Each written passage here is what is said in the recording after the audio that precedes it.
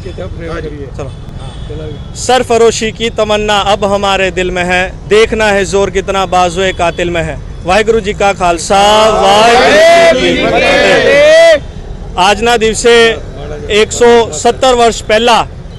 28 September 1907ના રોજ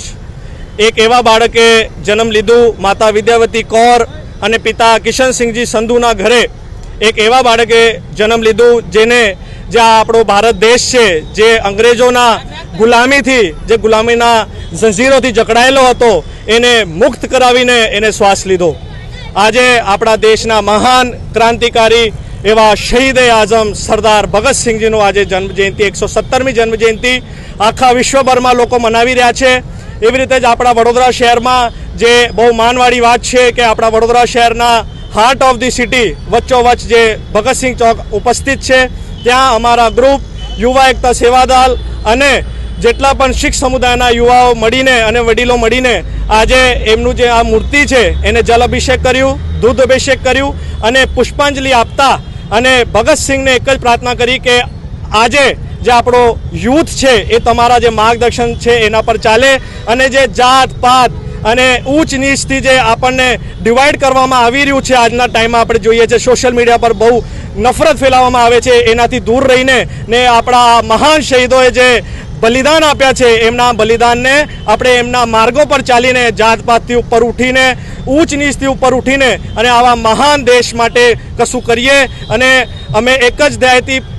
પાછલા 5 વર્ષથી અમે આ કાર્ય કરી રહ્યા છીએ અમારો ગ્રુપ। અને આપણા વડોદરા શહેરમાં ભગતસિંહજીના જે પરિવારમાંથી છે અરવિંદરસિંહ સંધુ એ પણ આપણા સાથે જોડાયેલા છે, એટલે બહુ અમારે માટે માનવાળી વાત છે કે પંજાબની ધરતી જેને ઉધમસિંહ,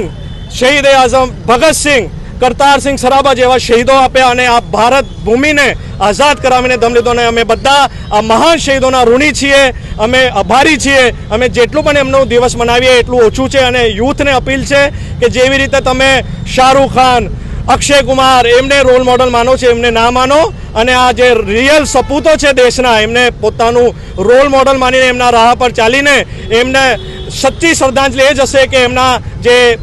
માર્ગદર્શન છે એના પર ચાલીને ભારત દેશ માટે કશું કરીએ અને ભારત દેશ માટે પોતાને સમર્પિત કરીએ। વાહિગુરુ જી કા ખાલસા, વાહિગુરુ જી કી ફતેહ। ઇન્કલાબ जिंदाबाद। रौनकपाल सिंह खेरा। आज रोज युवा एकता सेवा दल तथा